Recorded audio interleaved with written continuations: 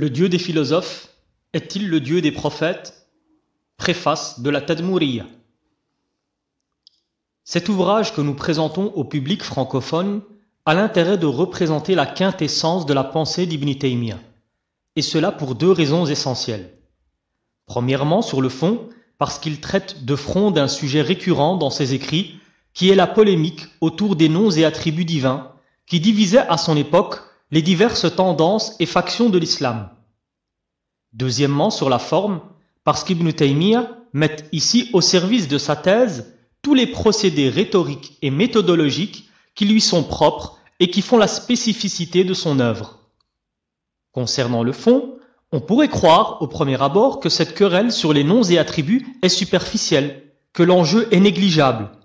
Pourtant, Ibn Taymiyyah parvient à démontrer l'importance et la gravité de cette question en identifiant la raison fondamentale qui a poussé les partisans des tendances philosophiques, ésotéristes et rationalistes à contester la description qui est faite d'Allah dans le Coran et la Sunna.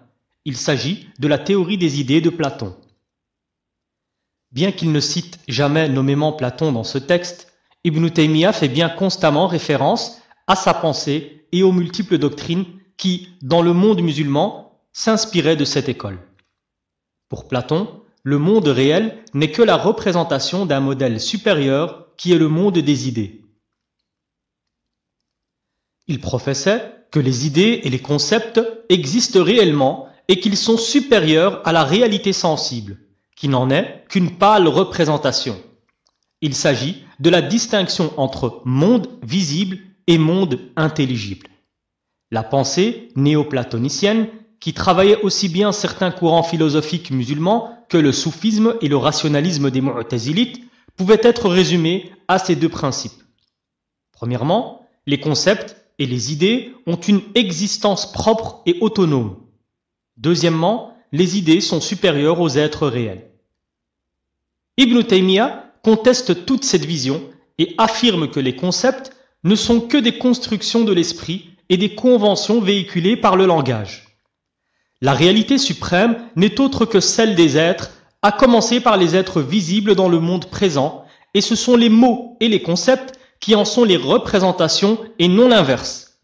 Ainsi, les mots, les concepts, les idées, bref, le langage, sont des représentations de la réalité, qu'il s'agisse de concepts forgés par les humains ou d'un discours révélé.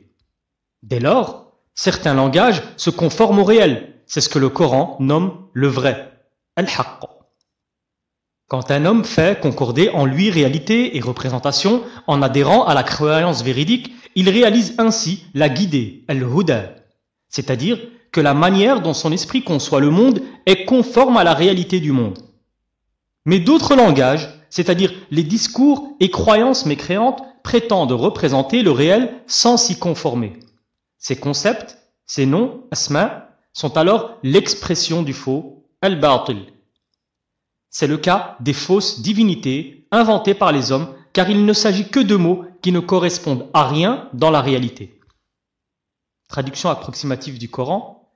Ce n'est là que des noms que vous et vos ancêtres avez inventés et dont Allah n'a point confirmé la véracité. Ibn Taymiyyah rétablit ainsi la conception coranique du langage. Cette vision islamique entraîne une inversion totale de l'idéalisme platonicien en imposant ces deux principes. Premièrement, les idées n'ont pas d'existence propre. Deuxièmement, elles ne sont que le reflet de la réalité et à ce titre, elles lui sont inférieures.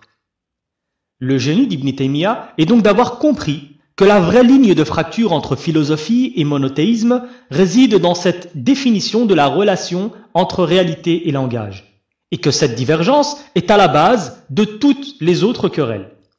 Ces deux conceptions divergentes expliquent notamment l'opposition irréductible à notre époque entre les civilisations occidentales et musulmanes. Par exemple, comme en islam, les mots ne sont qu'une tentative de représenter le réel, au même titre qu'un miroir renvoie l'image d'un objet, les mots n'ont aucune influence sur le réel, tout comme un miroir déformant ne peut déformer le visage de la personne qui se regarde dedans. Les mots et les discours n'ont alors aucun pouvoir sur la réalité. De ce fait, l'une des thèses essentielles du Coran est que la mécréance, l'ingratitude des hommes envers Allah, n'a aucun effet sur la réalité. traduction approximative du Coran, si vous mécroyez, vous et tous ceux qui sont sur la terre, alors sachez qu'Allah est autosuffisant. Quand l'islam affirme que la non-adhésion d'une grande partie de l'humanité à la vraie croyance n'est d'aucune importance pour Allah et ne change rien à la réalité, la pensée occidentale se fonde sur la croyance inverse en la force créatrice des mots et la capacité des concepts à façonner le réel. Cela explique par exemple que la gouvernance politique de l'islam autorise les minorités religieuses non musulmanes à vivre en terre d'islam sans adhérer ni au culte ni à la croyance musulmane, car leur mécréance n'a aucun effet sur la réalité. Inversement, l'universalisme français, par exemple, exige de tous les citoyens une foi absolue aux valeurs de la République, aux droits de l'homme, en la démocratie, etc. Et aucune opposition idéologique ne saurait être tolérée. Et même bien au-delà des frontières de l'Hexagone. Puisque la pensée philosophique considère que les mots, les doctrines, les valeurs sont des substances supérieures à la réalité sensible, il considère que la simple expression de doctrines divergentes entraînerait l'effondrement de tout leur système idéologique. C'est également en vertu de cette définition du rapport concept-réalité que l'Occident a produit les idéologies politiques de constitutionnalisme et de droits universels. Il considère qu'il existe de grands concepts supérieurs et immuables qui précèdent l'histoire et qui doivent orienter l'action matérielle des hommes, qu'elle soit politique ou morale. Ces mêmes occidentaux sont déroutés par le texte coranique qui est ancré dans la réalité historique. De nombreux versets illustrent et commentent des événements contemporains et ne se limitent pas à l'énoncé de concepts pompeux et désincarnés. Conformément aux deux principes cités précédemment, le Coran en tant que langage n'a pas vocation à précéder le réel, mais à le refléter a posteriori et le rendre intelligible. Il y a d'abord la réalité historique de l'homme et le discours révélé vient ensuite rendre cette réalité compréhensible à l'esprit humain. Vision philosophique à gauche et vision coranique à droite. L'une des idées majeures qu'Ibn Taymiyyah développe dans ce livre est que l'accusation d'anthropomorphisme proférée par les rationalistes à l'encontre de la description d'Allah dans le Coran est une conséquence directe de la théorie des idées. Comme les rationalistes musulmans considèrent, sous l'influence de la philosophie grecque, que les idées et les mots constituent des objets réels et existants, le simple fait d'attribuer un même qualificatif à Dieu et à un être créé implique selon eux une association réelle et concrète entre les deux, immédiatement interprétée comme de l'anthropomorphisme, tashbih, et du comparationnisme, tamthil. Ibn Taymiyyah donne l'exemple de tendances ésotéristes radicales comme les ismaéliens qui vont jusqu'à dire qu'il est blasphématoire de dire que Dieu est existant, car puisque le qualificatif d'existant s'applique à n'importe quel être, on associe ainsi Dieu à de simples mortels. En niant la validité de la théorie des idées, Ibn Taymiyyah détruit l'édifice sur lequel repose leur argumentation. Les mots et les idées n'ont pas d'existence en dehors de nos consciences, martèle-t-il tout au long de sa démonstration. Sur la base de cette mise au point, il en vient à élaborer la théorie des homonymes, mutashabihat. Il a établi que le concept commun et absolu n'existe pas dans le réel, si ce n'est de manière définie et limitée. L'association des existants, selon tel ou tel aspect, n'est autre que leur homonymie, car le signifiant général est attribué à l'un et à l'autre, et non que le concept général existe par lui-même et associe concrètement l'un à l'autre. Si les mots sont inférieurs aux êtres, qu'ils n'en sont que de simples représentations et non l'inverse, dans ce cas, un même mot peut désigner deux objets sans que cette homonymie n'entraîne d'association entre les objets qualifiés. Les idées n'ayant en réalité aucune existence propre, il ne résulte aucune connivence entre des êtres qui partagent des qualificatifs communs. Le Dieu des philosophes est-il le Dieu des prophètes? Il est vrai que nous trouvons dans la sunna des paroles prophétiques qui laissent entendre l'existence indépendante de certains concepts dans l'au-delà. C'est le cas notamment de la mort. Dans cette vie terrestre, il ne s'agit que d'un concept abstrait qui sert à décrire l'arrêt des fonctions vitales chez un individu. Mais un hadith rapporté par Al-Bukhari affirme que la mort, personnifiée en un bélier, sera amenée au jour du jugement pour être immolée. Ce sera la mort de la mort, car tous les individus seront désormais éternels, soit au paradis, soit en enfer. Il existe d'autres hadiths similaires sur l'au-delà et le supplice de la tombe, où certains individus rencontreront leurs bonnes actions sous forme d'un personnage lumineux, ou inversement, il rencontrera leurs mauvaises actions sous forme d'un personnage hideux. Il semble donc que certains aspects de l'idéalisme soient validés par la sunna, puisque certains concepts ont une existence propre dans une réalité supérieure, jour du jugement, ou parallèle, tombe. Cependant, la théorie néoplatonicienne décrit par ailleurs le concept bien comme étant le principe supérieur qui dirige toutes les autres idées. Ce concept, bien, est assimilé à Dieu par certains philosophes ou rationalistes extrémistes. Cette conception est catégoriquement réfutée par l'islam qui donne à Dieu des attributs spécifiques. C'est précisément ce point qui marque la ligne de fracture entre les tendances rationalistes et les tendances traditionnalistes. Si Ibn Taymiyyah livre une critique aussi radicale de la théorie des idées, c'est aussi parce qu'il estime qu'elle est à l'origine de toutes les déviances et que ses implications vont bien au-delà de ce qu'il n'y paraît. En effet, l'autre conséquence, en termes idéologiques, de la vision platonicienne est une définition du divin sensiblement différente de celle que l'on retrouve dans la tradition abrahamique. Le Dieu de Platon et des philosophes grecs n'est pas le Dieu des religions révélées. Ceux qui, juifs d'abord, puis chrétiens et enfin musulmans, tentèrent de concilier les deux traditions platoniciennes et abrahamiques, insistaient sur le monothéisme apparent de la philosophie grecque en essayant de maintenir l'illusion que le Dieu platonicien et le Dieu monothéiste ne font qu'un. Il est vrai que dans le Timée, Platon évoque un Dieu créateur du monde que l'on pourrait vaguement rapprocher du Dieu de la Bible et du Coran. Mais en réalité, le Dieu des philosophes n'est pas celui de Moïse, Jésus ou Mohammed, mais le Logos, un Dieu impersonnel réduit à un simple concept trônant au-dessus des idées. Car si on remonte aux origines lointaines de l'idéalisme platonicien, aux traditions idolâtriques et gnostiques qui lui ont donné naissance, on retrouve la distinction entre le logos et le démiurge.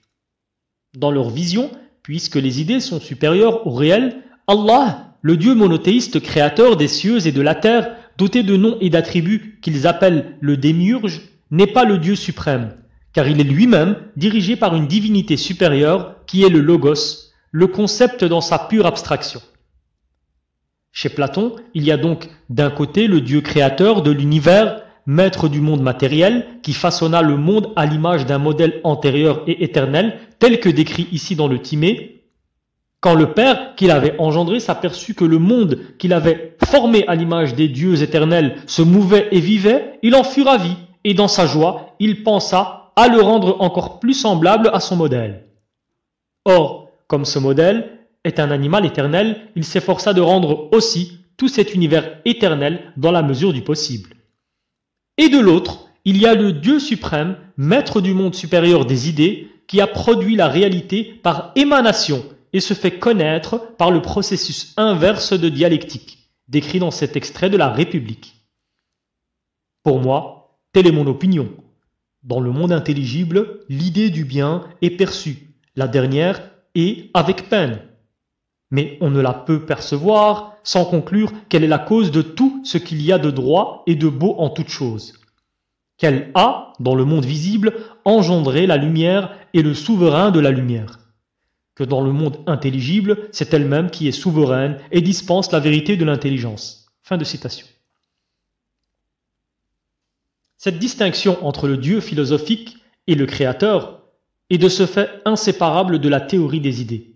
On comprend maintenant pourquoi les prophètes dans le Coran précisent systématiquement à leur peuple que le Dieu qu'ils adorent est, traduction approximative du Coran, celui qui créa les cieux et la terre. Ou pourquoi le Coran précise que le Dieu des musulmans est, traduction approximative, celui qui a créé. Lis au nom de ton Seigneur qui a créé. Dans la seconde épître, Ibn Taymiyyah revient sur le concept d'unicité divine, tawhid, en montrant que le vrai monothéisme ne consiste pas seulement à reconnaître un unique Dieu créateur, car même les païens reconnaissaient à Allah la création des cieux et de la terre. Allah nous a informé que les païens reconnaissaient qu'il est l'unique créateur du monde. Traduction approximative, quand tu demandes aux négateurs qui a créé les cieux et la terre, ils répondent « c'est Allah ». Le fait de reconnaître un unique Dieu créateur ne suffit donc pas pour être considéré comme monothéiste. Or, les musulmans apôtres de la pensée philosophique, comme l'était Averroès et d'autres, défendaient le prétendu monothéisme des philosophes. Ibn Taymiyyah leur rétorque que l'enjeu est tout autre. Le vrai tawhid consiste à ne vouer un culte qu'à Allah, le Dieu créateur. Or, Platon et les prêtres des doctrines ésotériques païennes reconnaissent certes un Dieu créateur, mais vouent un culte à autre que lui. Dans la pensée philosophique, le Dieu suprême qui capte l'attention du philosophe est l'idée souveraine de bien. Ce Dieu abstrait, bien distinct du Dieu créateur, est considéré, comme nous l'avons vu dans l'extrait de la République de Platon, comme la divinité supérieure. Citation. Elle a dans le monde visible engendré la lumière et le souverain de la lumière, que dans le monde intelligible, c'est elle-même qui est souveraine et dispense la vérité et l'intelligence. Fin de citation. On constate ainsi que l'enjeu profond de cette querelle ne se limite pas au simple fait de savoir si tel ou tel descriptif d'Allah dans le Coran doit être compris au sens propre ou au sens figuré, mais de savoir de quel Dieu parle-t-on et surtout à quelle tradition on s'affilie. La tradition monothéiste abrahamique ou la tradition idolatrique universelle dont la philosophie grecque ne fut que l'une des multiples expressions. À ce titre, les tendances soufis extrémistes affiliées au panthéisme d'Ibn Arabi défendent une définition du divin très éloignée du Dieu créateur du Coran. Leur Dieu, abstrait, a engendré le monde par émanation et il se fait connaître des initiés par un processus lors duquel ces derniers effacent de leur conscience les particularités sensibles pour accéder à l'universel, à l'image du philosophe décrit par Platon dans l'allégorie de la caverne qui s'arrache du monde matériel trompeur dans lequel il est enfermé et accède aux réalités intelligibles jusqu'à atteindre l'idée supérieure du bien par un long processus dialectique. Il est d'ailleurs admis que l'enseignement d'Ibn Arabi, qui fut surnommé le fils de Platon, n'est qu'une simple retranscription de la philosophie platonicienne recouverte d'un léger vernis musulman. Pour autant, cela ne veut pas dire que les tendances rationalistes les plus modérées, comme les Ash'arites, adorent un dieu païen et qu'ils ne s'affilient pas au monothéisme, mais que l'influence que la pensée grecque exerça sur eux, même indirectement, les poussèrent à considérer l'abstraction comme la marque du divin. Ainsi, tous ceux qui furent influencés par la philosophie considéraient que la supériorité et la transcendance de Dieu provenaient justement de son caractère impersonnel, abstrait et dépourvu de toute spécificité. Il est de ce fait intolérable pour eux que Dieu soit qualifié d'entendant et voyant, d'installer sur le trône, et plus encore que soit évoqué le visage d'Allah. Ces descriptions coraniques leur sont insupportables car elles contredisent la supériorité de l'abstrait sur le concret. En contestant les fondements même de la théorie des idées, Ibn Taymiyyah prouve tout au long de ce livre que l'impersonnel et l'abstrait ne sont point éloges et affirmations de grandeur, mais tout l'inverse, néant et inexistence. Il leur rétorque ainsi : peux-tu nous dire la différence qu'il y a entre ce Dieu que tu décris et le néant ? Et démontre comment chaque nom et chaque qualificatif attribué à Allah dans la révélation est en fait la preuve de sa grandeur et de sa supériorité absolue sur le monde.